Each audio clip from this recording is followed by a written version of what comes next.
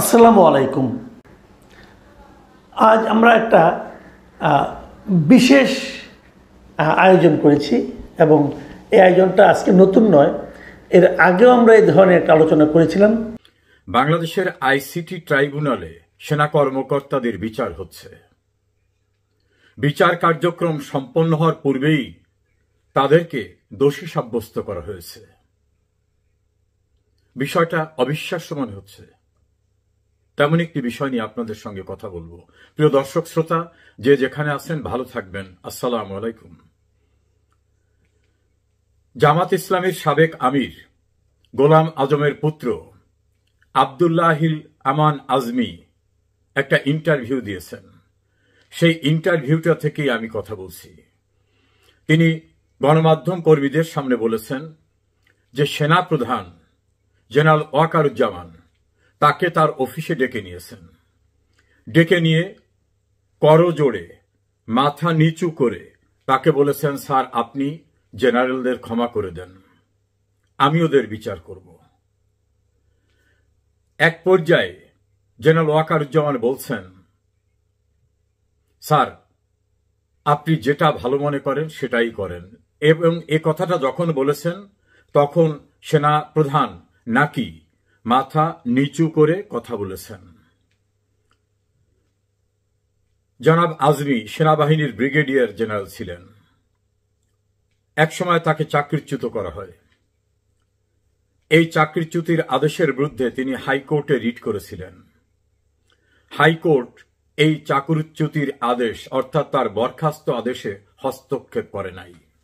অর্থাৎ হাইকোর্টের জাজমেন্টের পরে তার বরখাস্ত আদেশ বহাল থেকেছে।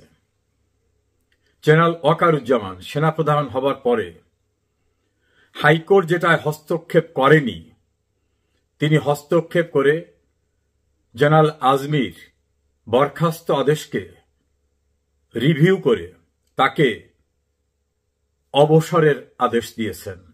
আর্থিক সুযোগ সুবিধা দেওয়া সহ সেনা সদর দপ্তরে আসা, সেনাবাহিনীর সঙ্গে বিধি বিধান অনুযায়ী তার যে চলাফেরা সেটা তিনি করতে পারবেন।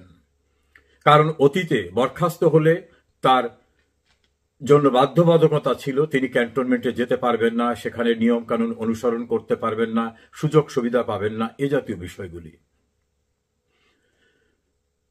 জেনারেল আজমি আরো বলেছেন যে ওয়াকারুজ্জামান তার একটি প্লটে নির্মাণাধীন ভবনের কাজ বন্ধ করে থাকার যে আদেশটা ছিল সেই আদেশটাকেও বাতিল করে একজন জেনারেলকে দিয়ে তার বাসায় পাঠিয়েছেন।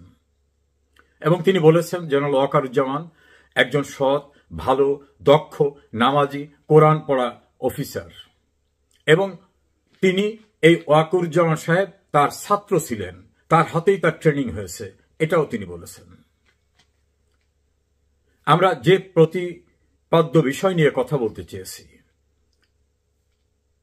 সেনাবাহিনীর ইন সার্ভিস কর্মকর্তারা এলপিআরে যাওয়া একজন এবং অবসরে যাওয়া অন্যদের বিরুদ্ধে যে মামলাটি হলো, সেই মামলায় তারা আদৌ দোষী কি দোষী না এটা নির্ভর করবে ট্রাইব্যুনালে সাক্ষ্য প্রমাণ, যুক্তিতর্ক এবং আইনানুগ বিষয়গুলি বিবেচনার মাধ্যমে।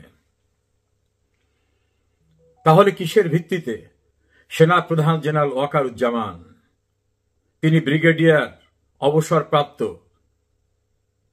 আব্দুল্লাহিল আজমি সাহেবকে বললেন ওদের মাফ করে দেন? মনে রাখবেন, ওদের মাফ করে দেন, এবং এটা বলেছেন মাথা নিচু করে করজোড়ে। তা কাউকে অপরাধী সাব্যস্ত করলেই তো তখন মাফ করতে বলা হয়। তাহলে বিচারের আগেই সেনাপ্রধান তার কর্মকর্তাদের অপরাধী হিসাবে নির্ধারণ করে ফেললেন। এটা কি করা যায়? যদি সেনাপ্রধানের দৃষ্টিতে ওরা অপরাধী হয়ে থাকে তাহলে তিনি পূর্বে ব্যবস্থা নেন নাই কেন? এই ট্রাইব্যুনালের ওয়ারেন্টের অপেক্ষায় থাকলেন কেন? আর সেনাপ্রধান কি মিলিটারি আইনে কোনো তদন্ত করেছেন? কোন কোর্ট অফ ইনকোয়ারি বা কমিশন কোনো কিছু করে তাদেরকে অপরাধী হিসাবে পেয়ে অভিযুক্ত করেছেন? এ পর্যন্ত কোনো তথ্য এমন পাওয়া যায়নি। যদি নাই করে থাকেন তাহলে তিনি কিভাবে বললেন, স্যার আপনি ওদেরকে ক্ষমা করে দেন, আমি ওদের বিচার করব। ক্ষমা তাকেই করা যায় যে অপরাধ করছে। তাহলে সেনাপ্রধানের দৃষ্টিতে এই জেনারেলরা অপরাধ করেছে? লক্ষ লক্ষ মানুষ আজমির এই ইন্টারভিউ দেখেছে। তিনি অসত্য বলে থাকলে নিশ্চয়ই সেনা সদর দপ্তর একটা বিবৃতি দিয়ে এটা অস্বীকার করতেন। সেরকম বিবৃতিও দেখিনি। প্রশ্ন উঠেছে, তদন্ত করার পূর্বে অথবা আদৌ তদন্ত হয়নি, কিসের ভিত্তিতে সেনাপ্রধান জেনারেল ওয়াকারুজ্জামান তার অধীনস্থ এই জেনারেলদেরকে দোষী হিসাবে সাব্যস্ত করে করজোড়ে মাথা নিচু করে একজন বরখাস্তকৃত সাবেক ব্রিগেডিয়ারের কাছে ক্ষমা চাইলেন? জেনারেল ওয়াকারুজ্জামান ক্ষমা গোটা জাতিকে যে বিধ্বস্ত অবস্থার ভিতরে নিয়ে যাওয়ার ঘটনা আপনি দায়িত্ব নেবার পরে ঘটেছে, সেক্ষেত্রে কি ক্ষমা চাওয়ার মতো কোনো পরিবেশ কোথাও হয়েছে?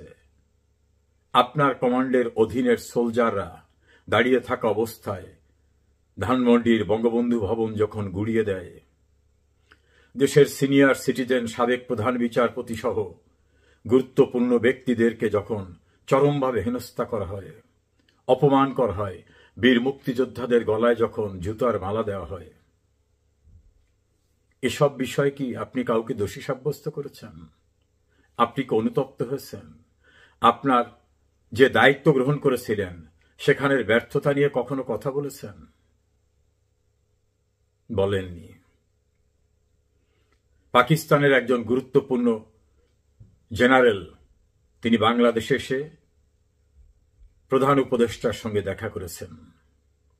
ঢাকার মেট্রোপলিটন পুলিশ কমিশনার তিনি ভারতের বিরুদ্ধে যুদ্ধ ঘোষণা করা হবে এই কথা বললেন। যুদ্ধ ঘোষণা করার কথা বলার এখতিয়ার সম্পন্ন তিনি। বিডিআরের ইনকোয়ারির দায়িত্বপ্রাপ্ত একজন অবসরপ্রাপ্ত সেনা কর্মকর্তা তিনি বাংলাদেশকে ভারত আক্রমণ করার জন্য মাঝে একটি বক্তব্য রেখেছিলেন। সরকারের উপদেষ্টা কেউ কেউ ভারতের চিকেন নেক এলাকায় আক্রমণ করার ইঙ্গিতবহ কথা বলেন। দেশটাকে কোথায় নিয়ে যাচ্ছেন?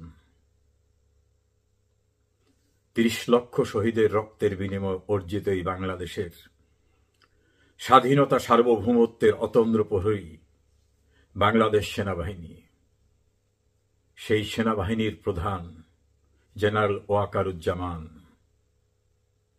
আপনি শেখ হাসিনা সরকার বহাল থাকা অবস্থায় আরেকটি সরকার গঠনের প্রক্রিয়া শুরু করে বিএনপির চেয়ারপারসনের উপদেষ্টা ফজলে এলাহি আকবরকে রাজনৈতিক নেতৃবৃন্দের সঙ্গে যোগাযোগের দায়িত্ব দিয়েছিলেন।